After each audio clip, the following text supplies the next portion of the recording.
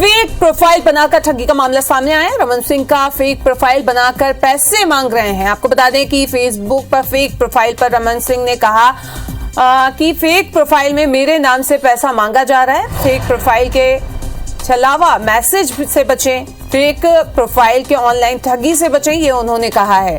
तो इस वक्त ये बड़ी खबर रायपुर से आपको बता रहे हैं, जहां पर रमन सिंह की फेक प्रोफाइल बनाकर पैसे मांगने का मामला सामने आया है।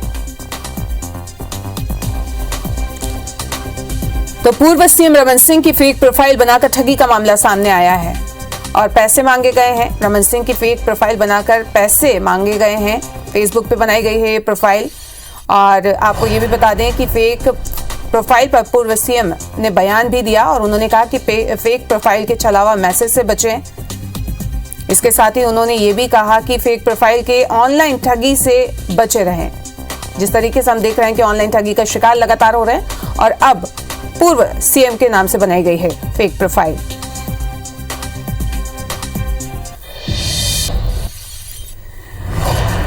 तो बड़ी खबर से अपडेट आपको कर दें। पूर्व सीएम रमन सिंह की एक फेक प्रोफाइल बनाकर ठगी की घटना को अंजाम दिया गया। रमन सिंह का फेक प्रोफाइल बनाया गया है जिसके द्वारा पैसे मांगे जा रहे हैं। एफबी फेक प्रोफाइल पर रमन सिंह का बयान भी सामने आया है। उन्होंने फेक प्रोफाइल में मेरे नाम से पैसा मांगा जा रहा है ये बताया है। साथ ही उन्होंने ये भी कहा है कि फेक प्रोफाइल के छलावे मैसेज से आप सभी बचें। फेक प्रोफाइल के ऑनलाइन ठगी से बचने का अनुरोध रमन सिंह द्वारा किया गया है। तो आपको बता दें कि अब जो ऑनलाइन ठग हैं वो हाई प्रोफाइल नेताओं का नाम यूज कर रहे हैं। पूर्व सीएम रमन सिंह के नाम से फेक प्रोफाइल बनाकर ठगी की घटना को अंजाम देने की कोशिश की गई है। रमन सिंह का फेसबुक प्रोफाइल हैक कर लिया गया है। वहीं दूसरी तरफ कांग्रेस ने इस पूरे मसले पर एक ट्वीट किया है और क्या कुछ कहा है ये भी आपको बताते हैं। लेकिन इसके पहले ये ट्वीट आप देखिए। राइट साइड पर आपको जो ट्वीट नजर आ रहा है ये ट्वीट छत्तीसगढ़ कांग्रेस द्वारा किया गया है जिसमें साफ तौर पर एक तंज कसा गया है और साफ तौर पर यह लिखा है कि रमन सिंह जी ये सभी ऑनलाइन चीजें नहीं करते। रमन सिंह को तुरंत शिकायत नहीं करते। रमन सिंह को तुरंत शिकायत इस मामले में दर्ज करवानी चाहिए। तो एक तरफ पूर्व सीएम रमन सिंह के नाम का इस्तेमाल कर ठगी की घटना को अंजाम देने की कोशिश की गई है जिस पर पूर्व सीएम रमन सिंह ने यह अनुरोध भी किया है कि लोग इससे बचें। उन्होंने यह अपील की है लोग सतर्क रहें। तो दूसरी तरफ इस ट्वीट पर अब कांग्रेस तंज कस रही है और साफ तौर पर उनका यह कहना है कि पूर्व सीएम रमन सिंह को इसमें शिकायत दर्ज करवानी चाहिए। लेकिन इसके साथ ही एक बड़ा तंज भी उन्होंने किया है और तंज कसते हुए यह लिखा है कि रमन सिंह जी ये सब कुछ ऑनलाइन नहीं करते। चलिए इस पर चर्चा जरा कर लेते हैं, समझ लेते हैं कि आखिर इस तरह का तंज क्यों सामने आया और इसके मायने क्या है। इसके लिए कांग्रेस और बीजेपी नेता हमारे साथ जुड़ रहे हैं। अमित चिमनानी जी और धनंजय सिंह ठाकुर जी हमारे साथ हैं। आप दोनों का ही बहुत बहुत स्वागत। मैं पहले कांग्रेस का ही रुख कर लेती हूँ। धनंजय सिंह जी, गजब का तंज है ये। तो देखिए, निश्चित तौर पर जिस प्रकार से पूर्व मुख्यमंत्री डॉक्टर रमन सिंह जी एक पोस्ट करते हैं और अपने फेसबुक आईडी हैक होने की बात वो सार्वजनिक करते हैं और लोगों को आगाह करते हैं कि इस प्रकार के ठगी के इसमें ना आए करके, स्वाभाविक सी बात है। 15 साल तक छत्तीसगढ़ में रमन सिंह की सरकार रही है। उस दौरान कोई ऐसा वर्ग नहीं था जिसको रमन सरकार ने ठगने का काम नहीं किया है। चाहे 20 लाख फर्जी राशन कार्ड बनाकर प्रदेश की जनता के गरीब के चावलों में ठगने का काम किया गया। 36 एकड़ों का नान घोटाला हुआ। जो जिस प्रकार से किसानों को ठगा गया कि उनको 21 रुपए धान कीमत दिया जाएगा और 300 रुपए बोनस दिया जाएगा, 15 साल में देने नहीं दिया गया। युवाओं को रोजगार के नाम से ठगने का काम 15 साल में हुआ था। आदिवासियों को 10 लीटर दूध देने वाली जर्सी गाय और एक परिवार के सदस्य को नौकरी देने का वादा किया गया था, उसमें ठगने का काम किया गया था।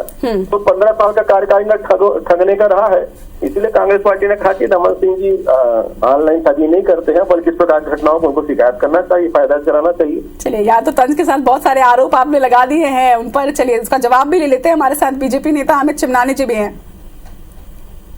अमित जी, देखिए, यहाँ पर जिस हिसाब से लोगों की हत्याएं हो रही हैं, बलात्कार हो रहे हैं, वो क्राइम तो बढ़ा, लेकिन साइबर क्राइम भी कितना बढ़ गया है कि बड़े बड़े नेताओं के आईडी को हैक किया जा रहा है। अब अगर कोई संवेदनशील सरकार रहती तो इस बात पे चिंतित होती और पूर्व मुख्यमंत्री अगर अपने फेसबुक अकाउंट से इस बात की जानकारी दे रहे हैं तो उस पर समय एक्शन लेकर के इसकी जांच करके इसके पीछे कौन है वो जनता को बताती और ये कहती कि भाई हमारी सरकार ध्यान रखेगी कि ये घटना किसी के साथ और ना हो। लेकिन ये सरकार क्या कर रही है, हंसी मजाक के मूड में है और इनके मूड और मिजाज से लग रहा है कि ये काम भी कांग्रेस के लोगों का ही हो सकता है। अगर कोई सही व्यक्ति कांग्रेस की सरकार सामने नहीं ला पाई जो ये कर रहा है, तो ऐसा माना जाएगा कि कांग्रेस के लोग हैं। क्योंकि देखिए कुछ गंभीर बातें अभी सामने आ रही है, जो ईडी के छापे पड़े हैं और कोयला की दलाली की कोई डायरी मिली है, ईडी की जो चार्जशीट फाइल हुई है कोर्ट में, उसमें कई कांग्रेस के नेताओं का नाम है। तो ऐसा लग रहा है कि जो केक कट रहा है भ्रष्टाचार का वो सब में बट रहा है, और जब केक मिल रहा है कांग्रेस के नेताओं को तो हर तरीके से ठगने का जो मायाजाल है गगन जी, ये तो बड़ा आरोप है, बड़ा आरोप लग रहा है आपके पार्टी के ऊपर, आप सभी के ऊपर। क्या जवाब देना चाहेंगे? देखिए, हम तो पहले कहते थे ना कि ईडी जो है, और नरेंद्र मोदी जी ने स्वीकार भी किया सदन में कि ईडी जो है सिर्फ विपक्षी नेताओं के पास पहुंच रही है। तो ये तो सच है ना भाई, ईडी का दुरुपयोग किया जा रहा है। और बड़ी अच्छी बात इन्होंने कही है कि ऑनलाइन ठगी के मामले पर जब से नरेंद्र मोदी जी की सरकार बनी है, लोगों के तो बैंक खाता से पैसे गायब हो जा रहे हैं, बैंक हैक हो जा रहे हैं।